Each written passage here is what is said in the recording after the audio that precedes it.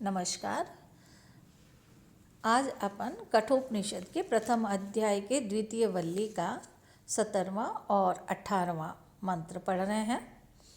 इससे पूर्व यमराज ने नचिकेता को बताया कि यह ओम अक्षर ही ब्रह्म है और यह अक्षर ही परब्रह्म है, इसलिए इसी अक्षर को जानकर जो जिसको चाहता है उसको वही मिल जाता है। 17वें मंत्र में यमराज कह रहे हैं, एतदालंबनम श्रेष्ठमेतदालंबनम परम एतादालंबनम ज्ञात्वा ब्रह्मलोके महीयते। एतत् यही श्रेष्ठम अति उत्तम आलंबन है और एतत् और यही परम आलंबनम अंतिम आलंबन है, अंतिम आश्रय है। एतत् इस आलंबन को ज्ञात्वा भली भांति जानकर साधक ब्रह्मलोक में महीयते महिमान्वित होता है। पुनः कर रहे हैं, एतत् श्रेष्ठम आलंबनम, यही श्रेष्ठ अति उत्तम आलंबन है। एतत् परम आलंबनम और यही अंतिम आलंबन है, आश्रय है। एतत् आलंबनम ज्ञात्वा, इस आलंबन को, इस आश्रय को ज्ञात्वा भली भांति जानकर साधक ब्रह्मलोक में महीयते महिमान्वित होता है। अर्थात यह ओंकार रूप आलंबन ब्रह्म प्राप्ति के गायत्री आदि सभी आलंबनों में श्रेष्ठ यानी सबसे अधिक प्रशंसनीय है। पर और अपर ब्रह्म विषयक होने से यह आलंबन पर और अपर रूप है। तात्पर्य यह है कि इस आलंबन को जानकर साधक ब्रह्मलोक अर्थात परब्रह्म में स्थित होकर महिमान्वित होता है तथा अपर ब्रह्म में ब्रह्मत्व को प्राप्त होकर ब्रह्म के समान उपासनीय होता है। इस प्रकार ओंकार को ब्रह्म और परब्रह्म इन दोनों का प्रतीक बताकर अब नचिकेता के प्रश्नानुसार यमराज पहले आत्मा के स्वरूप का वर्णन 18वें मंत्र में कर रहे हैं। न जायते म्रियते वा विपश्चिनायम कुतश्चित् बभूव कश्चित् अजो नित्यः शाश्वतोऽयं पुराणो न हन्यते हन्यमाने शरीरे। विपश्चितः नित्य ज्ञान स्वरूप आत्मा, न जायते न जो जन्मता है, वा न म्रियते और न मरता है, अयम न कुतश्चितः और न ही यह स्वयं कुतश्चितः किसी से हुआ है, और कश्चित् बभूवः और न ही कोई इससे हुआ है। न तो ये कार्य रूप है और न ही कारण रूप है।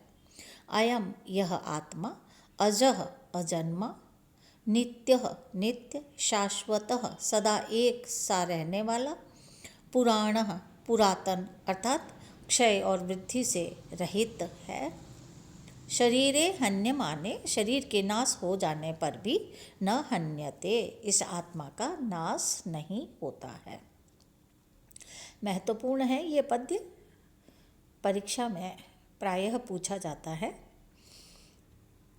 पुनः कर रहे हैं, विपश्चितः नित्य ज्ञान स्वरूप यह आत्मा न जायते न जन्मता है, न वा म्रियते और न ही मरता है।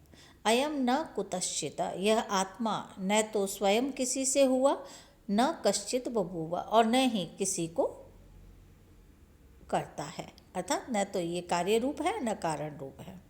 अयम अजः यह आत्मा अजन्मा, नित्यः नित्य, शाश्वतः सदा एक सा रहने वाला, पुराणः पुरातन अर्थात क्षय और वृद्धि से रहित है। शरीरे हन्यमाने शरीर के नाश हो जाने पर भी, नष्ट हो जाने पर भी न हन्यते यह आत्मा का नाश नहीं किया जा सकता। गीता में इस मंत्र के भाव को इस प्रकार कहा गया है, न जायते म्रियते वा कदाचिन्नायं भूत्वा भविता वा न भूयः अजो नित्यः शाश्वतोऽयं पुराणो न हन्यते हन्यमाने शरीरे। यह आत्मा किसी भी काल में न तो जन्मता है न मरता है तथा न यह उत्पन्न होकर फिर होने वाला है, क्योंकि यह अजन्मा, नित्य, सनातन और पुरातन है।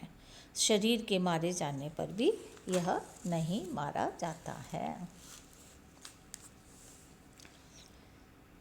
तो इस प्रकार यह इस मंत्र में यमराज ने बताया है कि यह आत्मा उत्पन्न नहीं होता और न मरता है। उत्पन्न होने वाली अनित्य वस्तु के अनेक विकार होते हैं।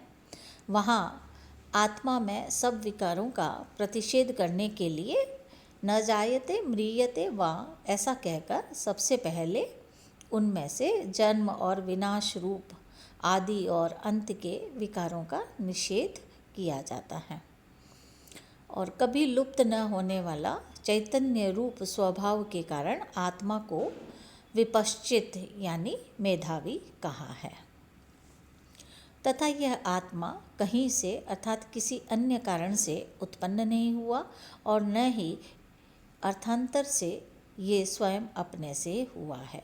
इसलिए ये आत्मा अजन्मा, नित्य, शाश्वत यानी क्षय रहित है, क्योंकि जो अशाश्वत होता है वह क्षीण हुआ करता है। यह तो शाश्वत है, इसलिए पुराण भी है यानी प्राचीन होकर भी नवीन है। किंतु इसलिए शस्त्रादि द्वारा शरीर के मारे जाने पर भी वह नहीं मरता है, उसकी हिंसा नहीं होती है। शरीर में रहकर भी वह आकाश के समान निर्लिप्त ही है। धन्यवाद। आज का अपना लेक्चर यहीं समाप्त होता है।